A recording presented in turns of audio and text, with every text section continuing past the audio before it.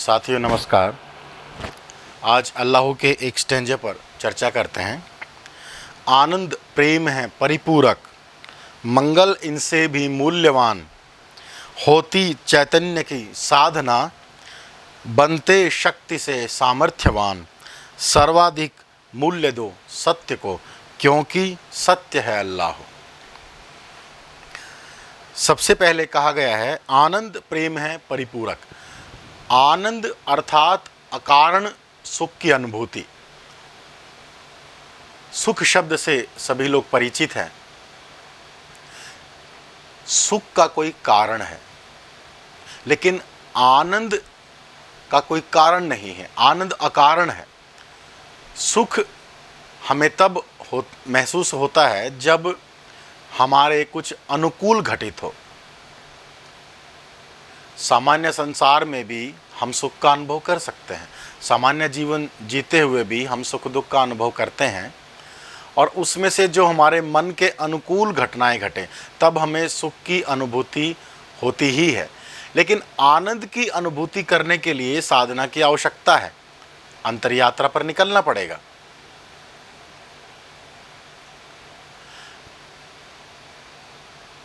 अगर आप हमेशा ही सुखी महसूस करें, हमेशा एक भिना भिना सुख का एहसास रहे, तो समझना चाहिए कि ये आनंद की अनुभूति है, ये आनंद का एहसास है, ये आनंद का अनुभव है। और जो व्यक्ति आनंदित है केवल वही प्रेमल हो सकता है। अगर किसी को आनंद का अनुभव नहीं है तो उसका प्रेमपूर्ण होना लगभग नहीं, असंभव ही है। मैं तो यही कहूँगा कि आनंद बांटने की जो अभिलाषा है या आनंद बांटने का जो मार्ग है वही तो प्रेम है। जब आपके भीतर अपने आनंद को बांटने की एक प्यास उठने लगे तो समझ लीजिए कि प्रेम की आपकी यात्रा होने लगी है। तो आनंद प्रेम है परिपूरक। आनंद और प्रेम जो हैं वो कॉम्प्लीमेंट्री हैं। कुछ मार्ग ऐसे हैं जिसमें आनंद को पहले साधा गया है। जैसे योग का मार्ग है तो वो आनंदित योगी आपको आनंदित दिखाई देंगे। उसके कॉम्प्लीमेंट्री रूप में, उसके परिपूरक रूप में वो डायरेक्टली तो प्रेम की बात नहीं करेंगे, लेकिन क्योंकि वो खुद आनंदित हैं तो वो निश्चित रूप से प्रेमल हो ही जाते हैं। इसके विपरीत जो सूफी लोग हैं वो प्रेम की साधना करते हैं, जिसके फलस्वरूप उनको आनंद प्राप्त होगा। तो एक को पकड़ ले तो दूसरा आ ही जाता है। मंगल इनसे भी मूल्यवान। अगर प्रेम को मैं यूं कहूं कि कुछ बांटने का जो भाव है वो प्रेम है, या आनंद को फैलाने की जो अभिलाषा है वो प्रेम है, दूसरे को सुखी कर देने की जो इच्छा है वो प्रेम है। मंगल इनसे भी मूल्यवान। अगर आपने मंगल को समझ लिया तो आप इन दोनों को समझ ही जाएंगे।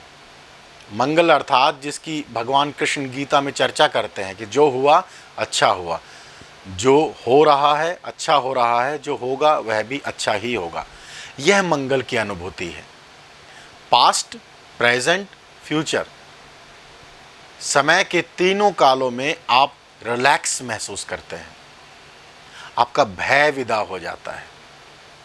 तो मंगल की अनुभूति में आनंद और प्रेम इंक्लूडेड है।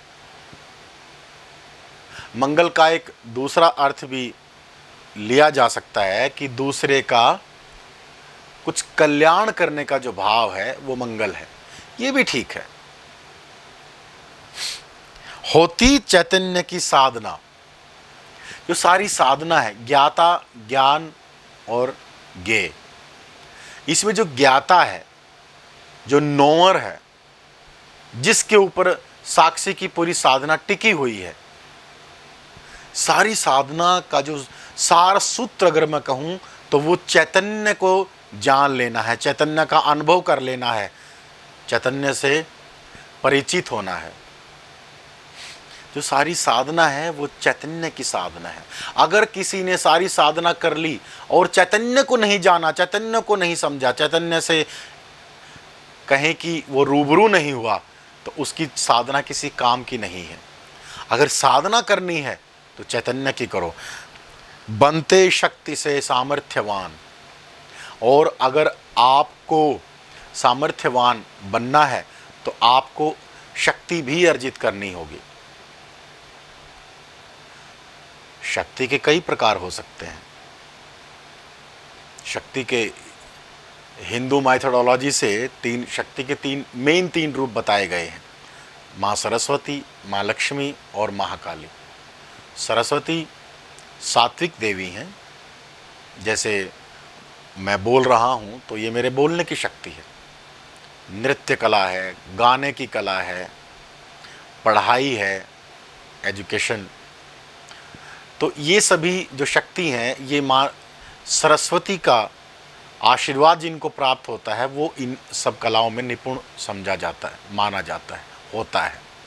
दूसरा लक्ष्मी, जिसके पास धन है, उस व्यक्ति में सामर्थ्य है।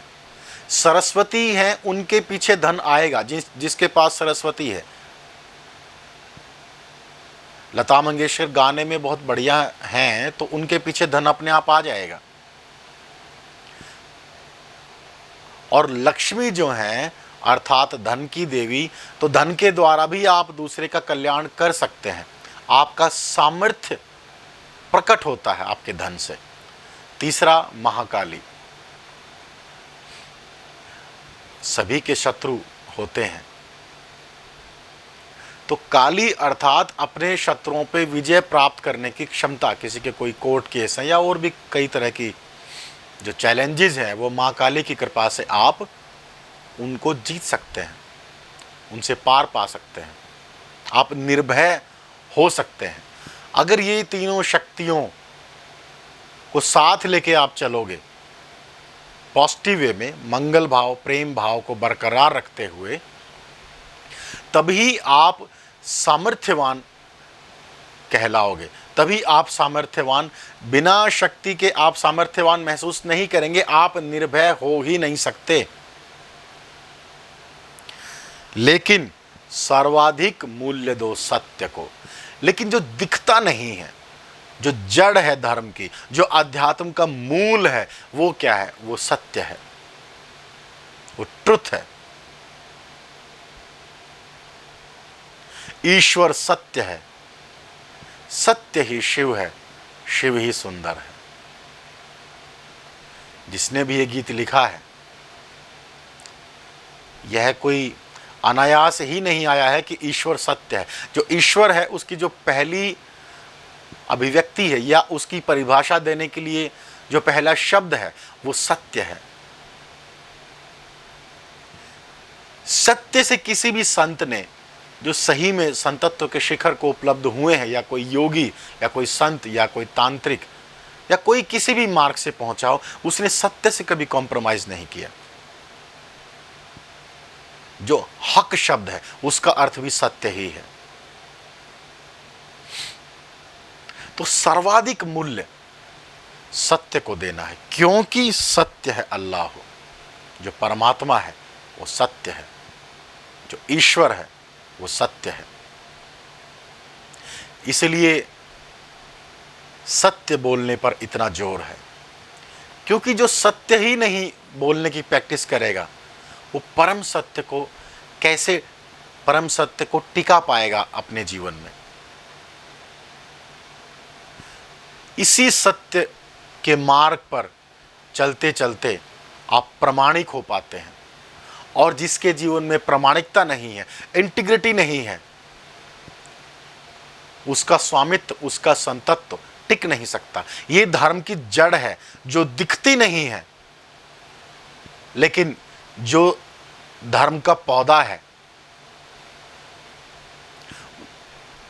उसका जो बेस है वो सत्य है। सत्य बोलें, सत्य के मार्ग पर चलें। यही मेरी दुआ है। धन्यवाद।